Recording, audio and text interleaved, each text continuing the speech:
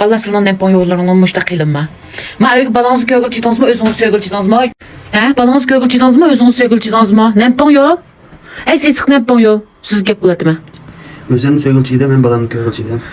Balans sizin göz korkap ketdi, qansalı bas dikide. Puhlap kalağını sögülüm ha. Ben ne puhlap kalağını? Ece özünüz sögülən bulab ketipsiz ya, oylap jillap sökü olunmaydı qadam. He? Ma, xevirin bak. He.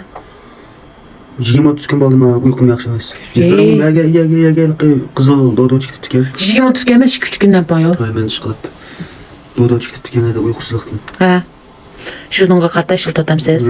O'tgani bech chiqibdi. He. O'ngshalgan. He. Bu da yana Sinab beray deb qaldingiz. sinab bermayman, unda o'ngshayman deyapman. Sen hali qo'tabi yuzdan o'tib, o'tmishda.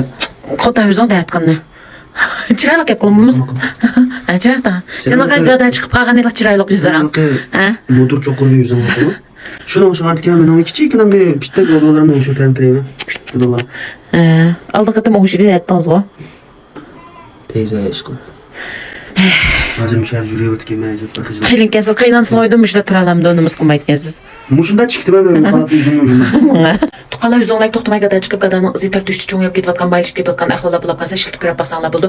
Mening yuzimga ashta to'xtamay bir narsa chiqdi. Anadiki men nepon yormaldi qatam yuzga bir narsa chiqib ishiltib yaxshilab qolibdi. Degan yana 2-3 dal emas, 10 dal yuzim chiqib ketibdi ekan, hozir ishiltib.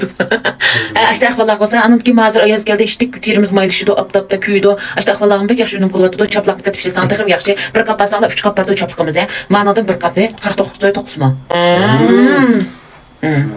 Seri qarab da.